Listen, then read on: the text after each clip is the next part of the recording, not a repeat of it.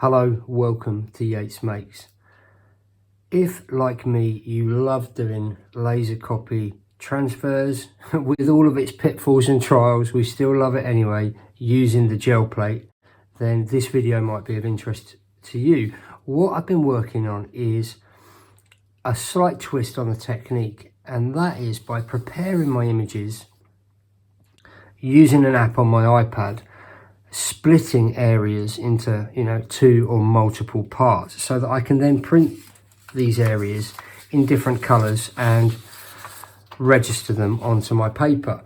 So here's a couple of examples. It actually all started with this because I wanted to make my daughter a birthday present. She's a big Margaret Atwood fan, so I thought I'd make her a portrait for her new place. You get this quite poppy but illustrative look.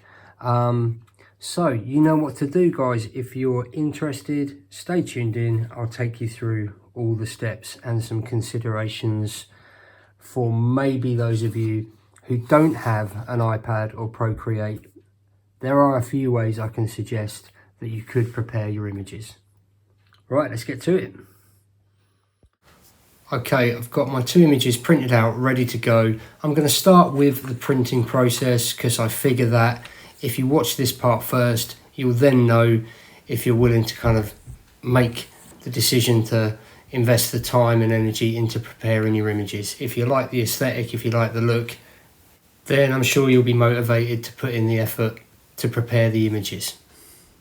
Okay, I'm going to transfer the kind of main skull section first. So mixing up a little colour onto the plate. I didn't want to go with black. I thought I'd go for a more muted tone. But whatever you do, don't hang around. With laser transfers, you want a thin, very thin, even layer, and you want to work quick because the more that paint dries, the harder it is going to be to get your transfer.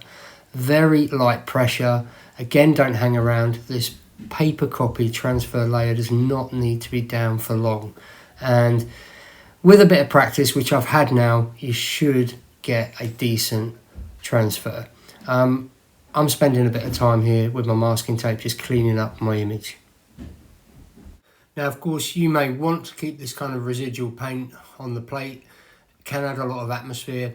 In this case, particularly where I'm going to sort of do my second part of the image, the horns, I wanted that part quite clean. I'm adding now a layer of white acrylic, nice and thin. This is going to be the layer that pulls off my transfer layer, my transfer image.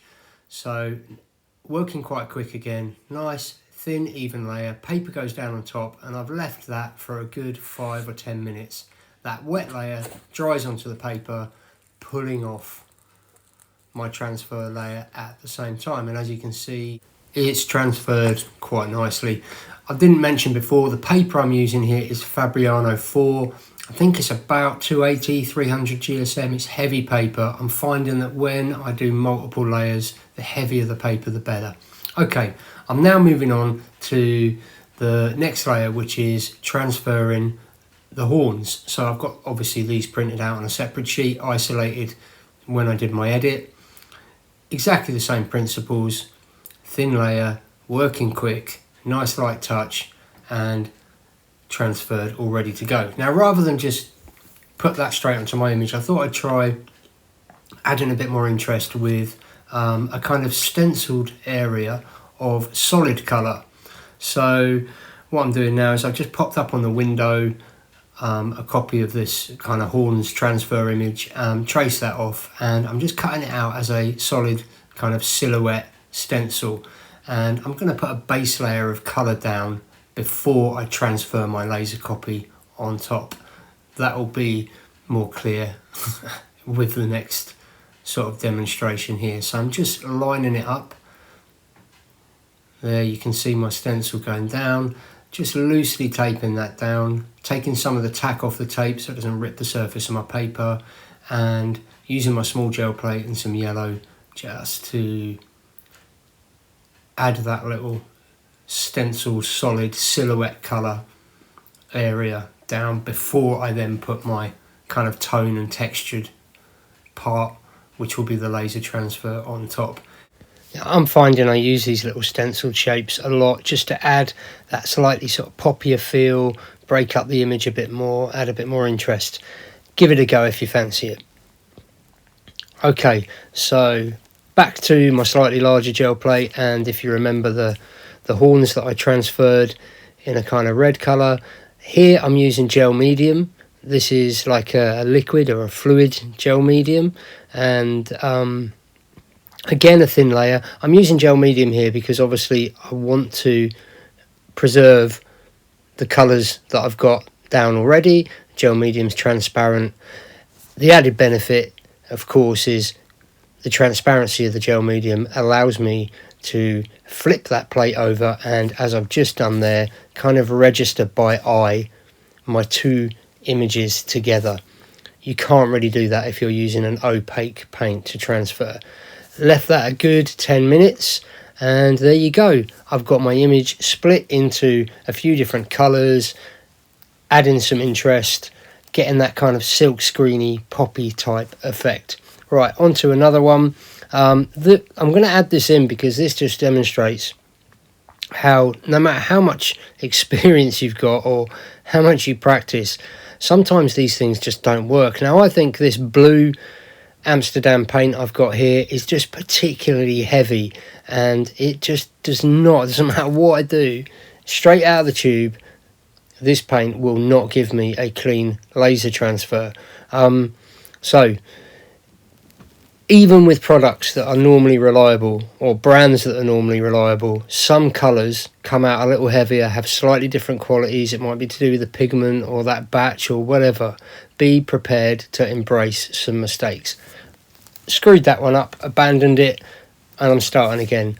You'll notice I have made multiple copies of both my images because I want to have some fun and experiment, but also because I'm expecting some degree of failure in my transfers. This one came out really faint, all that tone around the eye socket, but always be prepared to work around what the gel plate is giving you. So I'm just thinking, well, I'll stencil that part out and create a kind of graphic piece or feature, just so I don't waste the print. So cutting out a tiny little circle here, and I'm going to use that to mask off that area of the eye socket, or a kind of graphic cartoony version of it when I do my transfer.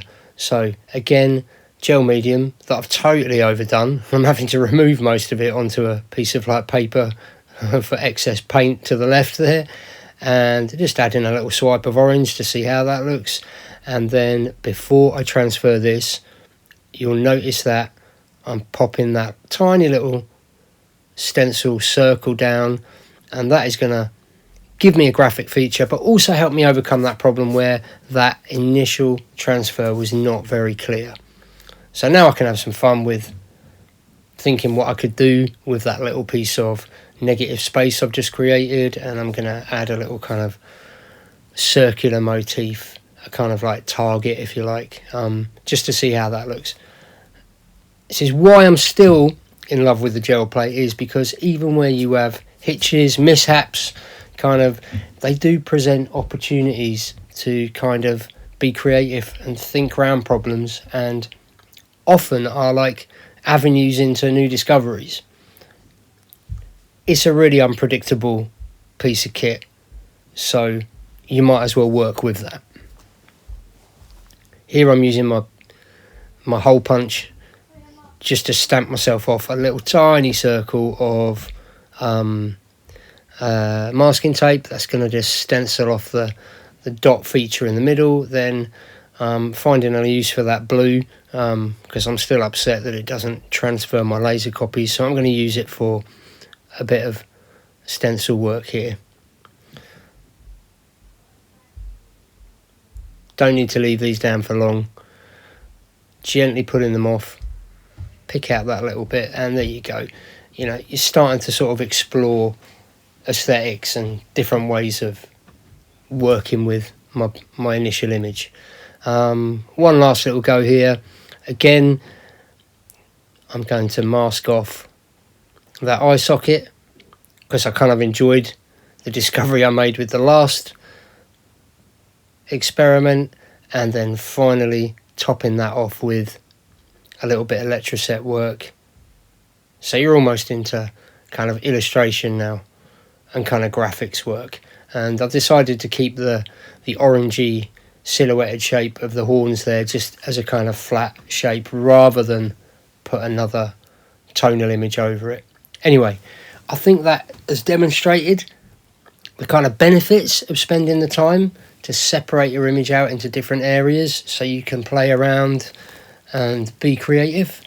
I'll now move on to giving you some help with preparing your image. So the first and the easiest way, if you have an iPad and you've got Procreate, is so simple. Here's my photograph. I've desaturated it, and the first thing I'll do for a number of reasons is just add a curves adjustment layer and just increase the contrast. You do that by making the classic sort of S shape on your curve, just by pinning a point in the middle, pulling up at the top right, pulling down at the bottom left. That will just increase your whites, your blacks, reduce the amount of mid-tone. I'm doing that because it's going to make my background easier to clean up, which is what I've got to do next. But it will also give me the first step on my way to a cleaner transfer image. So I'm using my freehand adjustment tool here, which is my freehand selection tool, which is under the little S, which is highlighted blue, and I'm just looping out parts of my background, 3-finger swipe down and cut, and that will remove your background. You want your background to be completely white if you're just trying to isolate and focus on the photographic image or your drawn image. Of course, the other way you can remove your background is by using the eraser. So I'm just erasing there with a nice hard-edged eraser, not too small. You can zoom right in and clean this up as neatly and tidily as you wish. So that's the first step. Get rid of the background. It might be easier, as I'm doing now, to drop a background color in, go into your layers palette, just adjust the background color. That's going to highlight any parts you missed. So instantly I've seen some negative spaces that are between the jaw and the kind of top part of the skull. So putting that background color in has just helped highlight those bits that I missed before, and I can go back in with a nice small eraser and just tidy those edges up a little bit, as well as remove any parts. So now ready to move on to kind of editing your image to make it highly likely or more likely to transfer successfully. So what we're going to do is add some further adjustment layers to this, and actually duplicate layers as well and do separate adjustments. I've covered this in a fairly recent video, but we'll go back over it again. So first thing I'm going to do is just duplicate that layer by swiping right, click on duplicate, and you'll get an identical copy as has just appeared in my layers palette. On this top layer, I'm going to go up to adjustments and gradient map. So with my gradient map, I'm going to choose black on the left, white on the right, and I'm going to squeeze these two stops really close together, and I'm focusing on the amount of solid black area I want to retain in my image at the moment. I'm going to use that duplicated layer for my midtones. As we know, kind of blends and greys are not going to work as a laser copy, so you're going to either need to get rid of them or do what I'm about to do now, which is use a halftone filter. So again, adjustments layer, down to halftone. Now you can experiment with the full color or newspaper filters. Both should work quite well because your image is already black and white, and you'll see your greys have turned into a kind of dotted, stippled pattern that is basically made of black and white and therefore will transfer as a laser copy. I've gone back into that layer and added a further gradient map kind of squeeze just to make it a little bit more black and white and kind of a little cleaner. Again, increase my chance of a successful transfer. Okay, now we've got that far, we need to move on to how do you separate your image into two or many parts. So for this, we first need to merge all our layers together. That's really easy to do within the layers palette. You just click on your top layer and go merge down. And we're going to use the freehand selection tool, which is under the little S selection menu. Click freehand, and now you just need to use your judgment depending on your image and draw carefully around the area you want to remove. So here I'm just trying to remove the horn shapes, so I can be quite free and easy where it's white in the negative space, coming back down to the point where the horn is next to the skull, and tap it out, 3-finger swipe down, and cut and paste. Cutting and paste will paste your selection into a new layer. So there it is in my layers palette. I can hide it, reveal it, so you can see it as a separate image. Now it's as simple as this. Hide the layer, save and export that image, open up the working document again, hide the other layer, save and export the image. There you've got your two images ready to print. Now those of you with Photoshop should be able to translate those steps fairly quickly using Photoshop. If you've got an iPad but don't have Procreate, you could try like a free app like Sketchpad. You'll be able to get a close approximation. Now what if you've got none of this, but all you've got is your mobile phone? Now I've worked out a way you can use a free photo editing app called Snapseed, which is a great one to have anyway, and I've featured it before in previous videos, to kind of again get a close approximation. Here we go. So I've opened my image in Snapseed, and I'm first going to tune the image top left on my tools menu, and I'm going to go under the tune image, scroll up and down until you find contrast, and I'm going to swipe all the way to the right on my contrast to kind of crunch those tones a bit. Click the little arrow and then repeat. Keep adding more and more contrast, swipe right layers until your image is as clean and black and white as it will go. You've effectively removed that mid-tone. So whereas we can't add the half-tone pattern that we could in Procreate or Photoshop fairly easily, we can clean our image up really nicely. The next thing we're going to look at is how do we remove some of this background stuff? Well, there's a great way of doing this, and that is by adding a double exposure layer.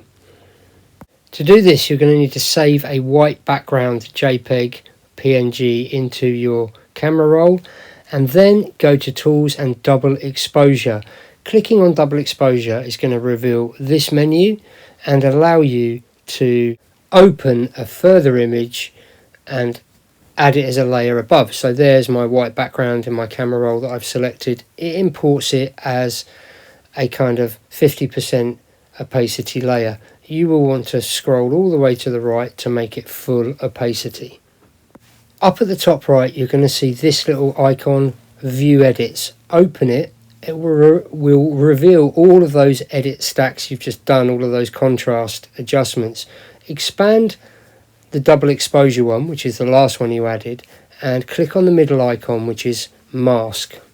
Now this is going to allow you to brush in or mask in where you want your white double exposure layer to actually be affecting your image. So by 2-finger zooming in and out, you can make that brush size bigger or smaller.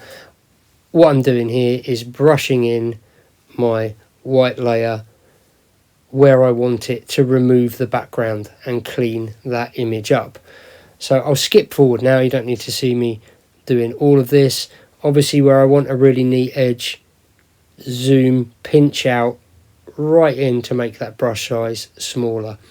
If you make a mistake, you'll see down at the bottom you've got a brush marker, measurer, don't know what you call it, but it comes up as 100, which means you are adding 100% of that kind of strength of layer.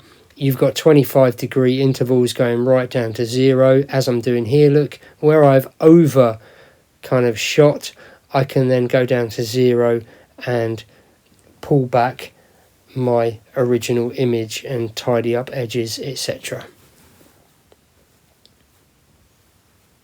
Okay, I'm just finishing the last little bits of tidying up that background. If I zoom out, now how do I separate my image? Well, it's simple. Based on that same principle of removing background, we're going to add a further double exposure layer. Again, the white background. Again, scrolled up to 100%. View edits. Open up that stack. Click on the center one, which is mask. And now I'm going to brush in everywhere I don't want in my image. So I'm just going to get rid of the skull and leave the horns. Again, zoom in to get your editing a little more precise by 2-finger pinching out. You can do it quite generally and then zoom in as I'm doing there. So it's so easy. I'm going to just spin round very quickly, get rid of those parts I don't want. When I'm happy, click the little tick box, and then I'm going to go to the bottom right share icon and export as a JPEG with permanent, or as a copy with permanent changes. Okay, I now need to undo that layer. Now that I've exported my image, I'm going to go back to view edits, delete that last double exposure layer, which once deleted will reveal my image again because you've just got rid of that, only that last adjustment layer. And then I'm going to repeat again, double exposure, add image, white background, scroll to the right, full opacity, view edits, and so on. This time I'm going to rub out only the horns because I want to keep the skull and export that as a separate image. Okay, hope that's clear, hope that's helped. We love Snapseed. Now my last suggestion is really old school. Edit your image as much as you can in terms of contrast. You can do that on Word or Snapseed. Print the thing out, mask off the areas that you don't want with a piece of paper by tracing that shape, then photocopy it using a laser copier. You should then be able to separate your image out. Okay, there you go. Did say my last suggestion was a bit old school. Right, that's me done. Remember to like the videos, comment below with any questions, etc., and subscribe to support the channel. I'm going to crack on with some oil pastel and ballpoint pen drawings to use as transfers for another video. I'll look forward to seeing you all soon. Ta-ta.